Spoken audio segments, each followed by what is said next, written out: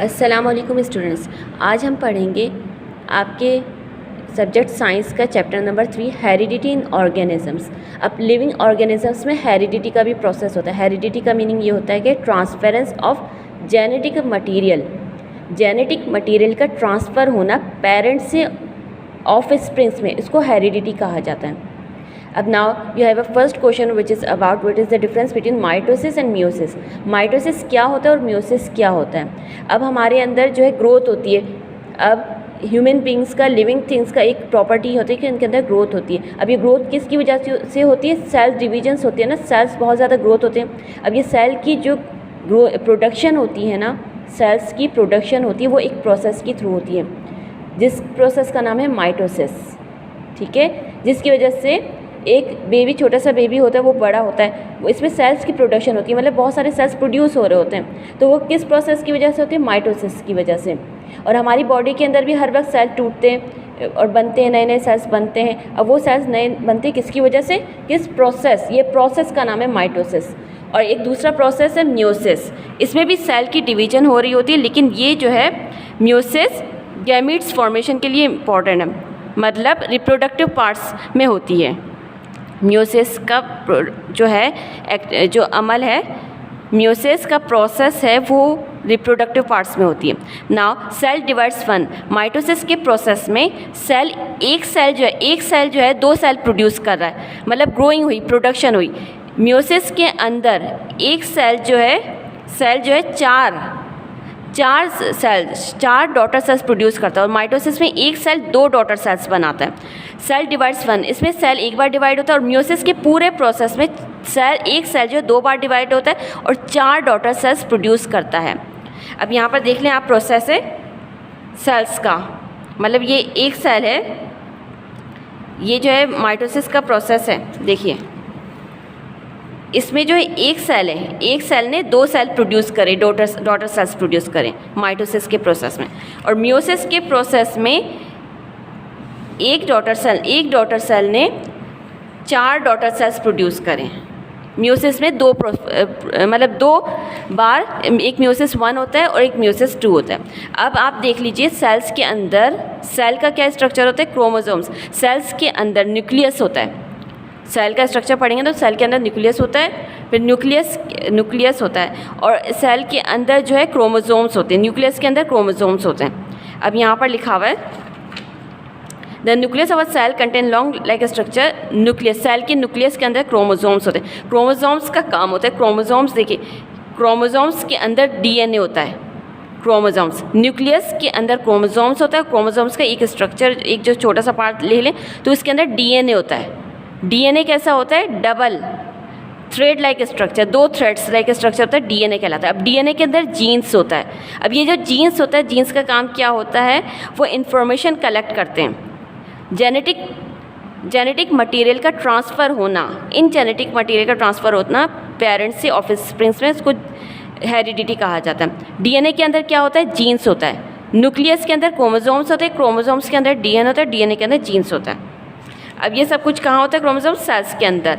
अब जो now comes towards the question number 1, daughter cells, chromosome cells, parent cells. Daughter cells के अंदर chromosomes जो है हर सेल के अंदर 46 की तादाद में होते हैं। ठीक है, तो जब एक सेल, जब 2 सेल में डिवाइड हो रहा था, तो उन डॉटर सेल्स के अंदर भी 46 क्रोमोसोम्स होते हैं। ठीक है, इसका काम माइटोसिस कंट्रोल करता है ग्रोइंग को। डॉटर सेल्स के अंदर इतने ही क्रोमोसोम्स होते हैं जितने पेरेंट्स के अंदर होते हैं। अब मियोसिस के प्रोसेस में क्या होता है? इसमें 4 सेल डिवाइड, एक सेल जो है 4 सेल बनाता है मियोसिस में। ये रिप्रोडक्टिव ऑर्गन्स में होता है। ये जो प्रोसेस होता है ना, अमल रिप्रोडक्टिव ऑर्गन्स में होता है। अब लेकिन इसके डॉटर सेल्स के अंदर, पेरेंट सेल्स के अंदर 46 क्रोमोसोम्स होते हैं ना, तो डॉटर सेल्स के अंदर 20 हाफ हो जाते हैं, 23 हो जाएंगे। ये सेल 4 सेल, एक सेल जो है 4 सेल में डिवाइड होगा, और हर सेल के अंदर जो क्रोमोसोम्स, पेरेंट सेल्स के अंदर 46 होंगे ना, तो इसके अंदर जो क्रोमोसोम्स की डॉटर सेल्स की क्रोमोसोम्स की तादाद होगी 23। Now comes towards the question number 2। इसमें क्रोमोसोम्स क्या होते हैं? क्रोमोसोम्स मैंने आपसे बताया कि सेल के अंदर न्यूक्लियस होता है, न्यूक्लियस के अंदर एक थ्रेड लाइक स्ट्रक्चर होता है, थ्रेड की तरह, धागे की तरह स्ट्रक्चर होता है जिसको क्रोमोसोम्स कहा जाता है। अब होमोलोगस क्रोमोसोम्स क्या होता है? मतलब सेम क्रोमोसोम्स। सेम क्रोमोसोम्स का मतलब क्या होता है? इसके अंदर सेम जीन्स, क्रोमोसोम्स के अंदर डीएनए होता है, डीएनए के अंदर जीन्स होती है ना, तो जीन्स वाली क्रोमोसोम्स के अंदर भी इतने सेम जीन्स हो, इसके अंदर भी जीन्स सेम हो, सीक्वेंस भी सेम हो, ठीक है। इसके अंदर क्रोमोसोम की लेंथ भी सेम हो। होमोलोगस क्रोमोसोम्स का मतलब होता है दोनों क्रोमोसोम्स की साइज, लेंथ, और जो सेंट्रोमियर जो है, सेंट्रोमियर किसे कहते हैं? सेंट्रोमियर किसे कहते हैं? जैसे क्रोमोसोम्स है, ये जो क्रोमोसोम है, न्यूक्लियस के अंदर क्रोमोसोम होता है थ्रेड लाइक स्ट्रक्चर। अब जो एक दो थ्रेड लाइक स्ट्रक्चर होते हैं उनको क्रोमोसोम कहा जाता है। इसमें से जो एक थ्रेड होता है उसको क्रोमेटिड कहा जाता है, एक क्रोमोसोम्स, एक स्ट्रक्चर को क्रोमेटिड कहा जाता है। और जब दोनों क्रोमेटिड्स एक पार्ट से ज्वाइन होते हैं, इस मिडिल पार्ट को सेंट्रोमियर कहा जाता है, सेंट्रोमियर कहा जाता है, ठीक है। अब सेंट्रोमियर की ही वजह से जो है जब माइटोसिस का प्रोसेस होता है, सेंट्रोमियर की वजह से ही वो फर्दर डिवीजन होती है। Now comes towards the DNA. अब डीएनए क्या होता है? डीएनए केमिकल नेम है for the molecules genetic instruction in all organisms. अब डीएनए का काम क्या होता है? वो जेनेटिक इंस्ट्रक्शंस देता है। अब पेरेंट्स के अंदर भी डीएनए जो होगा वही ट्रांसमिट होगा और ऑफ स्प्रिंग्स के अंदर। अब डीएनए का मीनिंग इसका होता है डी से आता है deoxy ribo nucleic acid. DNA का जीन क्या होता है? जीन जो है डीएनए से बना होता है, मैंने आपसे कहा था ना डीएनए के अंदर जीन होता है, ठीक है। Now comes towards the process which is mitosis. Mitosis क्या होता है? मैंने आपसे कहा था ना, both plants and animals grow करते हैं। जैसे छोटा सा बच्चा होता है वो बड़ा होता है, किसकी वजह से? कौन से प्रोसेस की वजह से? उसमें सेल्स की डिवीजन हो रही होती है ना, बहुत सारे सेल्स बनेंगे तभी तो ग्रोइंग होगी ना। तो वो जो ग्रोइंग होती है वो सारा एक प्रोसेस होता है जिसको माइटोसिस कहा जाता है, ठीक है। लेकिन इसके अंदर एक सेल जो है वो दो सेल्स में डिवाइड होगा। जब एक सेल बहुत सारे दो सेल में डिवाइड होगा तो इस तरीके से ग्रोइंग होगी बच्चे की, ठीक है। ये छोटे भी कोई भी लिविंग ऑर्गेनिजम्स की नॉर्मल सेट हो। इसके अंदर जो क्रोमोसोम्स जो है सेट, जैसे पेरेंट के जिस सेल से डिवीजन होती है उसके अंदर अगर 46 क्रोमोसोम्स हैं तो जो दो सेल्स में डिवाइड हो रहा था उन सब दोनों डॉटर सेल्स के अंदर भी वही क्रोमोसोम्स की तादाद रहेगी। अब माइटोसिस के स्टेज में जो है 4 फेजेस होते हैं। जैसे पहला फेज़ है प्रोफेस, दूसरा मेटाफेज, तीसरा एनाफेज, टीलोफेज। अब प्रोफेस के अंदर क्या होता है? You will see from the diagram से आपका और कंसेप्ट क्लियर हो जाएगा। प्रोफेस के अंदर क्या होता है? जो क्रोमोसोम्स होते हैं ना, ये न्यूक्लियस है, ये सेल है, सेल के अंदर न्यूक्लियस है, न्यूक्लियस के अंदर क्रोमोसोम्स होते हैं। जब ये प्रोसेस स्टार्ट हो रहा होता है, पहला फेज़ कौन सा होता है? प्रोफेस। इसके अंदर जो क्रोमोसोम्स होते हैं छोटे और थिक हो जाते हैं, छोटे और थिक हो जाते हैं प्रोफेस के अंदर। अब इनकी सेल की डिवीजन होगी जब तो दो डॉटर सेल्स बनेंगे ना। वो डिवीजन किस तरीके से हो रही है? पहला प्रोफेस है, इसमें छोटे हो जाते हैं और वो स्पिंडल, इसमें जो है स्पिंडल फॉर्मेशन फाइबर्स है, इसमें अब ये लाइन नज़र आ रही है ना, इसको स्पिंडल्स कहा जाता है, स्पिंडल फाइबर्स इनके साथ अटैच होता है। और दूसरा फेस है मेटाफेज। अब इसमें क्या होता है कि जो क्रोमोसोम्स जो है, अब ये जो क्रोमोसोम्स है स्पिंडल के साथ अटैच हो जाते हैं। इसके अंदर बीच में मैंने बताया ना सेंट्रोमियर, बीच का जो पार्ट है सेंट्रोमियर, ये स्पिंडल फाइबर सेंट्रोमियर के साथ अटैच होंगे। अब तीसरे फेज में एनाफेज जो है, अब ये जो अलग अलग हो गए ना, तो अब ये बीच में से कर्व आएगा। दोनों सेल्स किस तरीके से डिवाइड हो रहे हैं कि आधे जो है क्रोमोसोम्स इधर जा रहे, थोड़े इधर जा रहे क्रोमोसोम्स, स्पिंडल फॉर्मेशन की वजह, स्पिंडल फाइबर की वजह से बीच में कर्व आया। अब ये दोनों इस तरीके से। अब आखिरी फेज में टीलोफेज में क्या होता है कि ये जो दो सेल्स है ना वो अलग अलग डिवाइड हो गए एंड फाइनली एक सेल से 2 सेल्स बन गए टीलोफेज में, ठीक है। ये प्रोफेस कहलाता है मेटाफेज का। अब यहाँ पर देखिए एक प्रोफेस से 2 सेल डिवीजन बन गए, ठीक है, माइटोसिस में। अब इसकी इंपॉर्टेंस क्या है?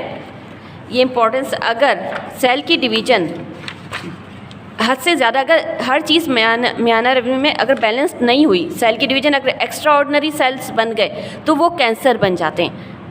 एक्स्ट्रा ऑर्डिनरी बहुत ज़्यादा अगर सेल्स की डिवीजन हो रही है बॉडी के अंदर तो वो जो है कैंसर बन जाता है। The number of cells within organism increases by the process of mitosis.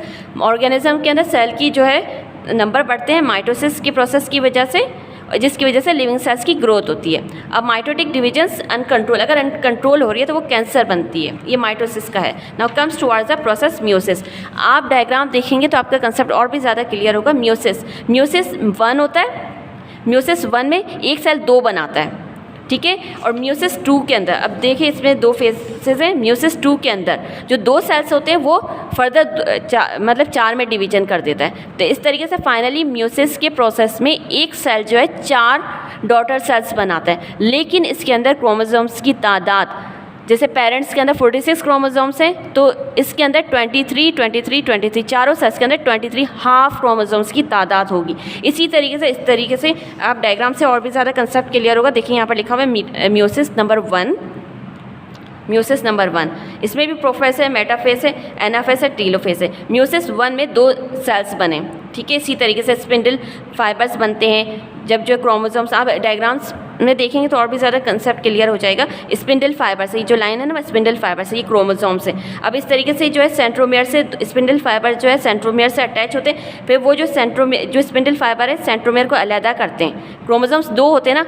एक क्रोमेटेड इस तरफ, स्पिंडल फाइबर इस तरफ जाता है, एक क्रोमेटेड इस तरफ जाता है, ठीक है। इस तरीके से 2 सेल्स की फॉर्मेशन होती है। अगर आप डायग्राम देखेंगे तो और भी ज़्यादा कंसेप्ट क्लियर होगा। इसी तरीके से म्यूसिस 2 में जो है जो 2 सेल्स है ना, 2 सेल्स वो फाइनली एंड में 4 सेल्स बनाते हैं। मैंने आपसे कहा था ना म्यूसिस के प्रोसेस में 4 सेल्स बनते हैं और ये सारा जो है कंट्रोल करता है रिप्रोडक्टिव ऑर्गन्स में।